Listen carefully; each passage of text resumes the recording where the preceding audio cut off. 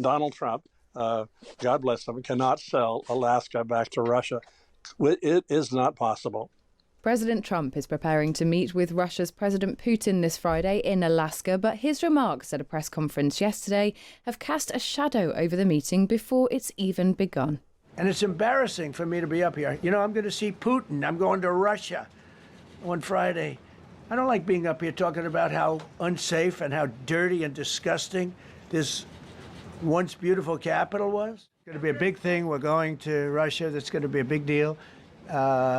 What happens, happens. I'll let you know what happens. You'll be the first to know.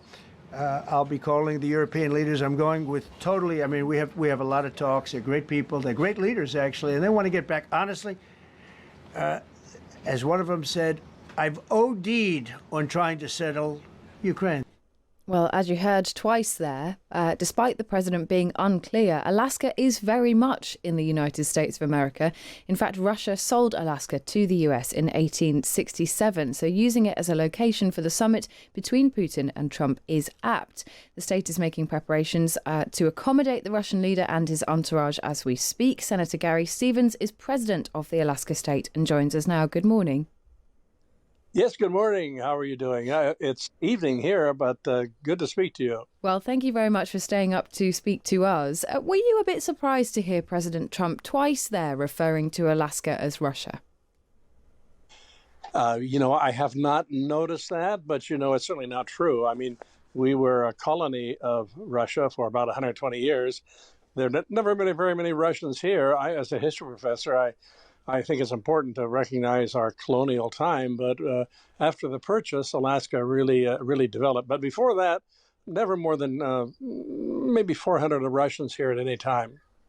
Yeah, I mean, do people feel there? I mean, I suppose they feel Alaskan, but how do they feel about Russia as a country? Because citing the talks here is an interesting decision, isn't it?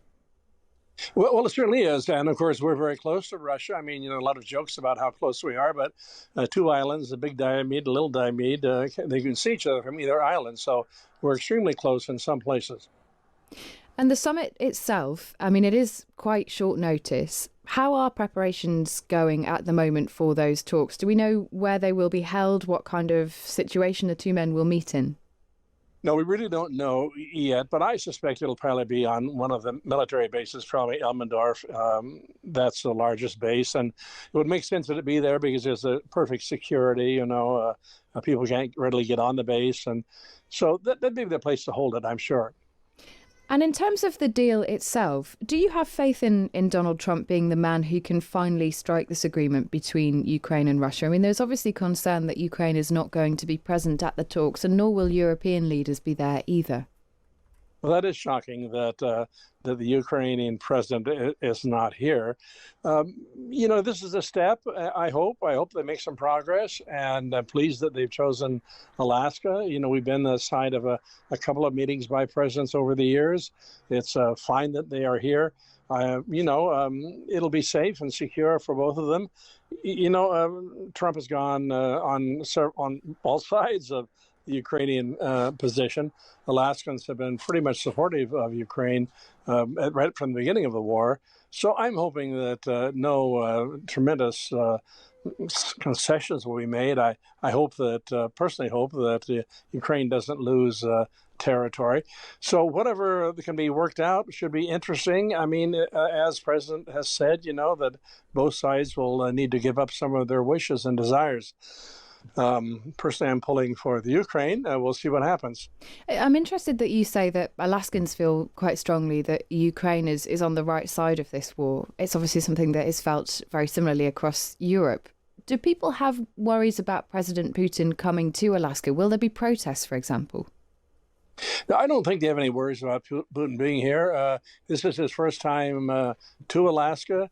We've heard jokes over the years about Russia wanting to get Alaska back, willing to give what we paid for it. But, that's never going to happen. People are Americans here.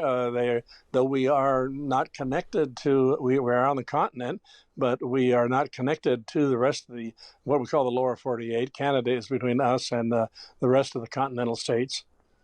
So you don't have any worries that Donald Trump might be thinking perhaps there could be some deal to be done here with Russia?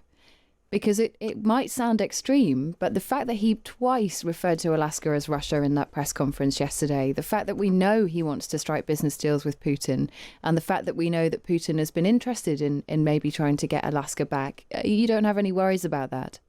No, that's absolutely absurd. I mean, Alaska, it was a great purchase. We were lucky to get it. Russia could not defend it. That's why they left. That's why they sold it. They were in the midst of other battles, and they couldn't defend Alaska, so that's why they sold it to the United States. But no, I'm not concerned at all. I mean, right now, with us as a state, we have tremendous natural resources, fisheries, and oil and gas. And no, I have no fears at all. I mean, Donald Trump, God bless him, cannot sell Alaska back to Russia. It is not possible. Finally, Senator, will you be there at the meeting? Will you be meeting President Putin yourself? I don't think so. Would you like to? Not particularly. I mean, I don't think, legislators are not. Oh, I think we might have lost the line there to Senator Gary Stevens. Mr. Stevens, if you can still hear us, thank you very much for joining us here on Times Radio Breakfast. It's great to have your take. That was Senator Gary Stevens, who is the president of the Alaska Senate. That would be something that was on no one's list of possibilities, of Donald Trump announcing that it's all right, I found the solution, we're just giving Alaska back to Russia. Well, people can't really work out whether when Trump referred in that clip there to Alaska as Russia twice, whether he was sort of trying to ingratiate himself with Putin, because the Kremlin really have loved it. They've picked up on those remarks and really loved it. Whether he's trying to set the tone for the meeting, whether it's just a slip of the tongue and he meant I'm meeting Russia, not I'm going to Russia, or that he's going to Russia in the sense that they are meeting. But it's an interesting thing to have said, and it really has drawn some criticism, and it's concerned Ukrainians and Europeans alike, who are desperately arguing that either the Ukrainian side or the European side need to be represented in some way here.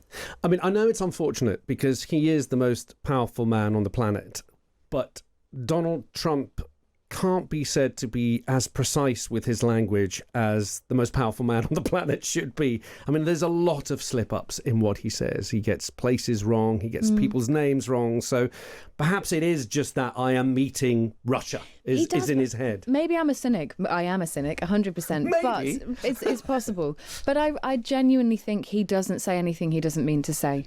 I think a lot of the time he says things that he knows are provocative. His use of language is deliberate, and he does it in situations where he knows he needs to exert political pressure.